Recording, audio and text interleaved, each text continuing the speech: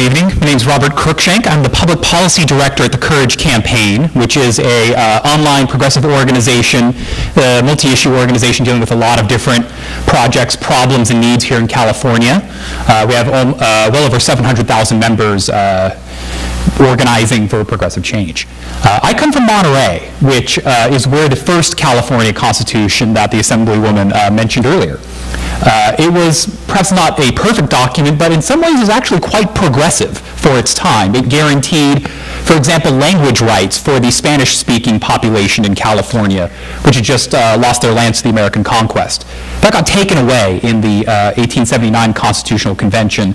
But what the Monterey Convention showed us is what happens when you bring a group of people who actually represent the broad diversity and rich diversity of California together. They can produce a document that can be fairly workable. The Courage Campaign, like so many of the other organizations represented not just up here, but so many of you out there in the audience, have come to realize that California is broken. Our state government is failing us. Not because we have bad legislators, they're very good legislators, but they are sent to Sacramento to work in a very bad system that makes it almost impossible for them to address the very serious problems our state faces. And so as we looked at how we achieve some of our big progressive goals like universal health care in California, how do we fix the initiative process, how do we deal with the education problems that we face in our state, how do we create jobs for people who desperately need them, we ran into the same things that everyone else up here has ran into, which is the fact that the state government is broken. And at the Courage Campaign, we looked at a number of different things that needed to be fixed. We need to get rid of the two-thirds rule for both budget and taxes. I would disagree with my colleague to my left that you could do just the budget alone. I think that would not necessarily solve the problem that we have. We, as a state, don't raise enough money to pay for our core services, and we haven't done so for about 30 years. We looked at the initiative process, if you can call it that, which has been captured by a very small group of special interests who have the money to keep putting flawed initiatives on the ballot year after year, whether it's parental notification, whether it's Proposition 8. These are examples of a system that's completely broken in how we give the people of this state the power to influence policy. We looked at the budget process that needs fixing. We looked at a number of other things, and we support numerous ways to do these, right? There are initiatives out there that we are collaborating on to deal with the two-thirds rule. There are initiatives out there that we are collaborating on to deal with term limits. But there's so much that needs to be done and so many resources that are necessary to get there. It costs at least $2 to $3 million just to get an initiative on the ballot. Then you have to run the campaign to get it approved by the voters. That's not money that the Courage Campaign has. It's not money that our 700,000 members have. They're being hit as hard by the recession as most of you. And so we started to look for ways that we could achieve a number of reforms at the same time.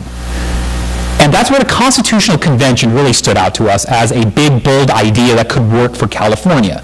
Instead of having to run 5 or 6 or 7 different initiative campaigns, you could run 1 or even 2 and put a convention on the ballot that could bring the people of California, and by the people of California, I mean the people, right? A rich cross-section of our state, not rich in terms of wealth, but rich in terms of background, into a room resembling this or something larger, to hash out the problems that face California's government, to be big, to be bold, to look at everything about how our state operates, how it is governed, and figure out how we can improve it and fix it.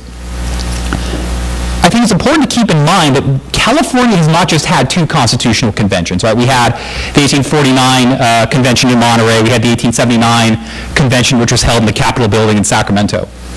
We've had a series of major constitutional changes almost every 30 to 40 years, the most recent of which was in 1978. Proposition 13 and the various changes it induced in the way the state does business fundamentally changed the way our Constitution works.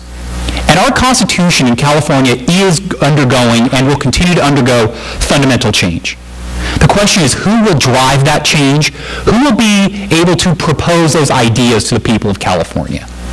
And that's one reason we believe that a constitutional convention that brings everyone, or at least representatives of everyone in this state, together is the best, fairest way to set that reform agenda.